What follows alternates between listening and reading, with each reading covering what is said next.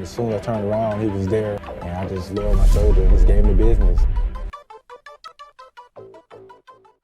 What's going on, guys? I'm Jake. I'm Tyler. And this is Explicit Sports. To start off our channel, we're going to give you a division-by-division breakdown, what we think the records will be, who we think will be impact players, and we'll start it off with the Green Bay Packers. Now, the NFC North division and the Green Bay Packers, they've been pretty solid over the last quite a few years. They've built up a good team. They're the team to beat. Mike McCarthy and Aaron Rodgers, they're kicking ass as of recent years. I've got the Packers going 12-4. I've got them going 13-3. So we're pretty close there. I've got them losing 4 games. I got them losing to the Broncos, the Panthers, the Vikings, and the Cowboys. I've got them losing to Seattle, the Broncos, and the Cowboys. Ooh, you got Seattle beating them, huh? I do. It's primetime game early on the season. It is primetime, but man, it'll be a hell of a game. Yeah, you know what? It's going to be a good game, but I always forget it's week 2, so it's not going to be very cold over there. Packers are one of those teams. You might pick them having a loss, but you might as well just flip a coin. Yeah. They're one of those teams that they could win every game. Yeah, you just never know. It's those any given Sundays that put the blemishes on their record. But I mean, they've still got Aaron Rodgers, they've still got Jordy Nelson, Randall Cobb, Eddie Lacy. Probably one of the best core offenses in the NFL. Just weapons all over the place. And don't sleep on Devontae Adams either. I wouldn't sleep on him. I wouldn't. He had a pretty good year. Mm-hmm. And as far as their defense, they're getting a little older, but they're still solid. Julius Peppers, Clay Matthews, Morgan Burnett, Sam Shields. They're getting a little age, but they're throwing in new guys like Clinton Dix and Micah Hyde, and it's just a new generation. They're just rebuilding. Yeah, and when you got a 5-year player like Clay Matthews out there playing at the level he is, he's still technically he's pretty young for his career, and he's made four Pro Bowls in his 5 years. I'm pretty sure it's 4, but he runs that defense. He constantly plays at high level, and he's sideline to sideline every fucking play. But they did lose AJ Hawk to Cincy. And AJ Hawk was definitely his right hand boy. So who's gonna play middle linebacker for him? Clay. They might move Clay over. They moved Clay to middle linebacker last year. He played quite a bit of middle linebacker last year. He did good. He had a lot of good games. He was pretty crucial in stopping the run last year for Green Bay. And that was one thing that they struggled with. When they moved him to middle linebacker, their rushing yards allowed per game drastically went down. Overall, I think they'll have a good year again. Yeah, they'll probably win the division. Well, I've got them winning the division. So do I. Next will be the Lions. I've got them at 10-6. I've got them coming in at 8-8. And the only reason I've got them coming in at 8-8 is because they had a super good defense last year. I think it was overall statistically like the number 1 defense last year. I'm pretty sure Detroit had it. But I think Seattle was still number 1 D. Well, in certain categories, but I think I don't know. It was like overall defensive rating. They were number 1 in the league. Granted, they're losing a couple D tackles, and Ndamukong Suh, Nick Fairley. Not just a couple D tackles, and Ndamukong Suh and Nick Fairley. But they went out and they got Haloti Ngata. Yeah, but Haloti Ngata isn't gonna. Haloti Ngata's a Pro Bowler. He's a Pro Bowler, but he's not gonna fill the shoes of 2 fucking Pro Bowl caliber players, especially in Ndamukong Suh. You can't replace an Ndamukong Suh. You but can't. you can do the best you can, and you can get a Haloti Ngata. All you need is a big body to hold down the middle of the line. Yeah, but he's old, man. He's not that old. He's 31. For a D tackle? Kevin Williams came in last year. Haloti Ngata's been. How long has Haloti Ngata been in the league? We're gonna to be continued. We'll talk about that when we talk about. Fuck, I don't even know. We're already talking about the Lions. I don't know how old he is. I want to say he's 31. I'm pretty sure he's been in the league for like 10 years. I don't think so. I think he has. We'll have to double check that one. But when you take not only, you know what, I'm going to leave Nick Fairley out of it. Because I mean, yeah, he's a good D tackle, but he was playing next to Ndamukong Suh. Yeah, when you take a player like Ndamukong Suh and I'm not saying that their linebacking core is bad because DeAndre Levy is he's a head-hunting killer. And Stephen Tulloch. But when you take a defensive tackle like Ndamukong Suh away, when he's in there, he's taking so much more pressure off the linebackers when it comes to the run game. Haloti Ngata can do the same thing. Haloti Ngata can take pressure, but he's not going to be taking Ndamukong Suh pressure off the linebacker. The only thing he doesn't get as many sacks. He doesn't demand a double team every single snap. Haloti Ngata. Ndamukong Suh does. No, Haloti Ngata requires a double team. Suh requires a triple team. Okay. That's touche. They're both very good. I don't see their defense being as good as it was last year. It's not going to be. I don't think Glover Quinn will put up the numbers that he did this year, but I think he'll still have a very good year. Because their defensive backfield, they had a lot of fucking picks last year. They had a lot of crazy fucking interceptions. Because if you do me a favor, guys, go on YouTube and look up just any Detroit Lions defensive highlight from last year. And comment and tell us what you see. What you're going to see is the quarterback constantly being pressured in every fucking situation. But it's not just Ndamukong Suh. In a bunch of those clips, you'll see Ziggy Ansah. Okay, yes. Okay. Yeah, I know. But when Ndamukong Suh and that presence is there, like you said, being triple teamed, how the fuck else are they going to cover everyone on that defensive line? And not just everyone on the defensive line, everyone that they're blitzing like every fucking play. Yeah. Their D coordinator, I'm not familiar with who it is, he does a great job of game planning and using his skills to operate them in a way that works. I mean, and what makes you think he's not going to figure out a way how to do it with Haloti Ngata rather than he'll figure out a way, but their numbers aren't going to be as good as they were last year. Hands down. You can't take Ndamukong Suh away from a defense and expect them to have the kind of year they did the year before, especially the year they did have last year. Playing in that division. Year. I've got them going 8-8. He's got them going 10-6. I just don't think their defense is going to be par. I really think their offense is going to be good this year. I think Calvin will have a good year. He'll come back healthy and play. And I think Amir Abdullah, their new rookie running back from Nebraska. Yeah, I think he's going to do great. Well, because who did they have? Joyke Bell, Reggie Bush ain't there anymore. Yeah, Reggie Bush. He's in San Fran. I just don't think their defense will be putting up the numbers and be able to. I think they'll lose more games this year because their defense wasn't as stingy. I really believe that. Just the simple fact of losing Ndamukong Suh, and I can't wait to see how the Miami Dolphins play with Ndamukong Suh because they've got some talent on that roster. Olivia Vernon, Cameron Wake. Yeah, oh my gosh, edge rushers like fucking crazy.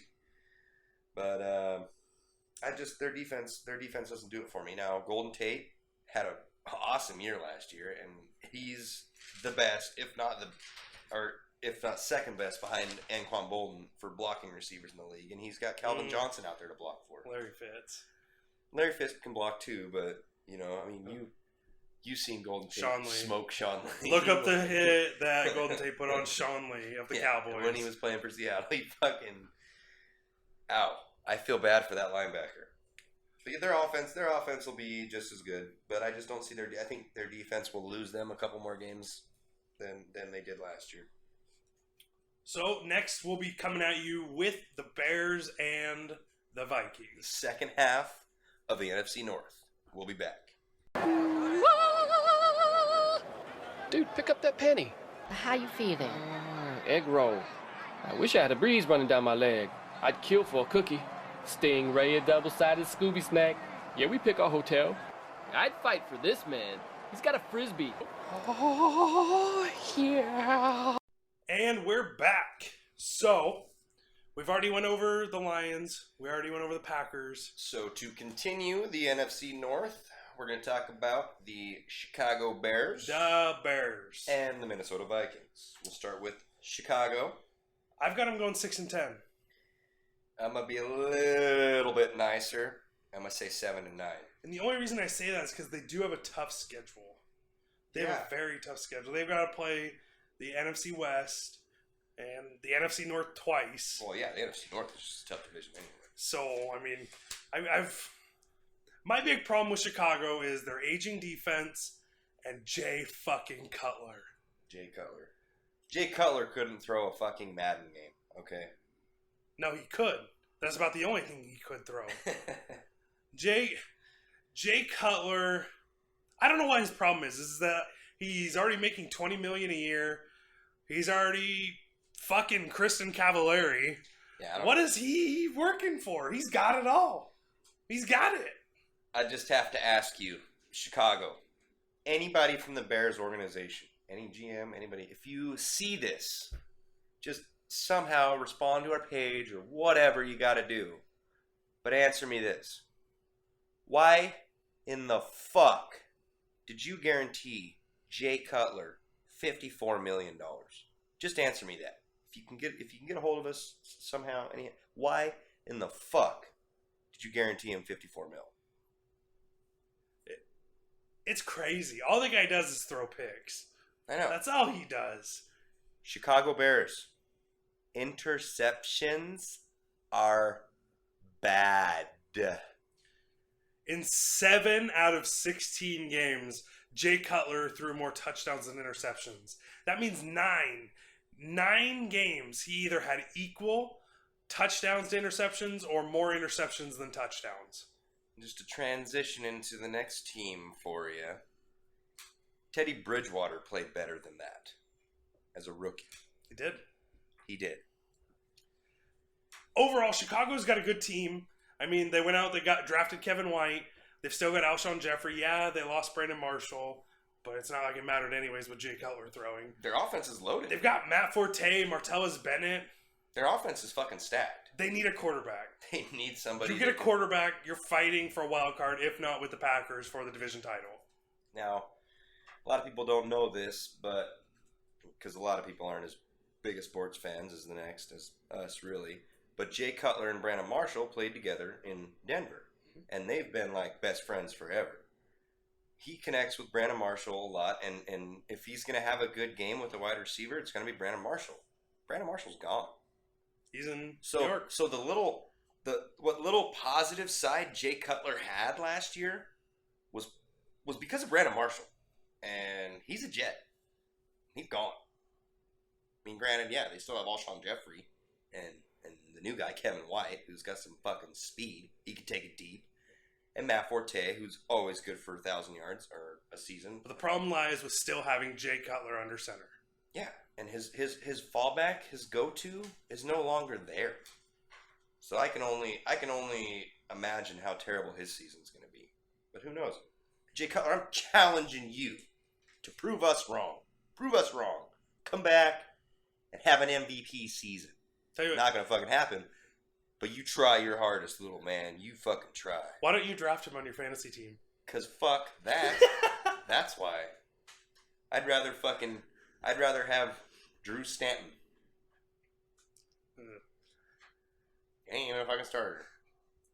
So for the Vikings, Minnesota. I've got him at 7-9. This is the biggest record difference we're probably going to have the entire conference. Is the Minnesota Vikings. It is. It's the biggest record difference. I've got them winning 11 games. They're going to go 11-5. I don't see. They've got a very tough schedule, and they're still a very young, developing team. I don't see it. I don't see it. They are a very young, developing team. And now I'm just gonna. This is the only thing I'm gonna say. It's not gonna be negative. It's a legitimate, good comparison. But a couple years back, which young, developing team started coming into the league and just fucking dominating, and has dominated ever since? You can't compare them To the Seattle. There were a bunch of fifth rounders that are hungry. But you're still gonna. But you said. What did you say? You said young, developing team. They weren't developing. They were young and good. But they still had game to develop. You want to, dude. The way they've stayed consistent. I mean, they've developed every year. They have, and they're still developing. And you can argue the same thing with Minnesota Vikings. Teddy Bridgewater. If you look at his, I don't think Teddy has the it factor. He didn't have the greatest season ever last year. He didn't. But as a rookie, all he did was improve. Every single game that he played, say he improved, but the 4 good games he had to end the season We're against the Jets, the Lions, the Dolphins, and the Bears. Okay. How do you think Russell Wilson would have did last year if they would have taken Marshawn Lynch away from him week 2 for the rest of the season? I still think they would have been okay. I don't know about that. Not as good because he's that much of a playmaker. Exactly. But they probably AP's back this still year, playoff bro. team. AP is back this year to take that much more pressure That's off of Teddy. fine. And they got Mike Wallace. And you can laugh all you want. How Mike many- Wallace is a weapon. Mike Wallace is getting old. Mike Wallace is a weapon. They've still got Cordero Patterson. Granted, he had a terrible year last year. He's still a talented athlete. I think Cordero Patterson And their dog defense has done nothing but improved. Even last year, Yeah. they had a Don't they get had me a pretty wrong. solid defense Don't last get me wrong. year. I think And, the Vikings. and all they're doing is improving. I think the Vikings are about 2 years away from being a true. I think they'll win the North here in 2 years. I think they got the potential to do it this year. I don't think they will. I think but they I need think to they come have together. the potential to do so. I don't think Teddy's good enough yet. One receiver is He not will be going to there. win you He the will be league. there as a rookie. Only playing 13 games, throwing for almost 3,000 yards. How far was he? What, 20 yards short of 3,000? No, he had 29-19. Okay, so 80 yards, 81 yards short of passing for 3,000 yards as a rookie, only playing 13 games. So who did Derek Carr have to throw to? And who did Teddy Bridgewater have to throw to? Greg Jennings, that old bastard. And who else? Kyle Rudolph. Oh, Kyle Rudolph? Really? Because Kyle Rudolph was injured for over 8 weeks last year. That's still half the season. Teddy played 13. Okay. He was injured like the last half of the season. So Teddy played maybe 5 These guys are games with NFL him. guys. You're going to tell me that he's got nobody to throw to? Derek Carr had literally nobody and still threw for 21 touchdowns and 12 picks when Teddy had 14 touchdowns What and was 12 Derek picks. Carr's yardage? Derek Carr's yardage, 3270. Oh, really? Yeah. Oh, wow. See, well, nobody pays attention to the Raiders. It's the Exactly. fucking Raiders. That's what I'm saying. You Wow. keep saying he's this great quarterback, and I think he had an okay rookie year. He had the best rookie quarterback rating last year. Quarterback rating. What was his win His rating? quarterback rating doesn't matter. You can't. It you does can't- matter. you What is can't this league place all it- about? You can't place it on one person. He's playing in the NFC North. But I think he did a lot to They- help bring they her played- down. They played the NFC West and the NFC North last year. Twice. They played the NFC West last year. We played the Rams. We played the Seahawks. Okay, okay. We played them. But even with AP, I mean, the Vikings have only made the playoffs 3 times with AP. 3 times. Okay. In 8 seasons. I don't think Who he's have they- enough to spring load them to an 11-5 record. Who have they had as their quarterbacks? Matt Castle and Christian Ponder, man. Over the last 3-4 years, they have had I don't think he's enough. nobody at quarterback. Nobody. I don't think he's enough. I think he is, and I think the Vikings are going to shock the world this year. They will. Well, that's the NFC North. We are going to be back in our next video. Which division should we tackle? Should we tackle the South? Should we tackle the East? I Should we think the tackle West. The West. We'll go with the West. Yep. We'll go So- with the West. NFC West next. I'm Jake, I'm Tyler. and this has been Explicit Sports.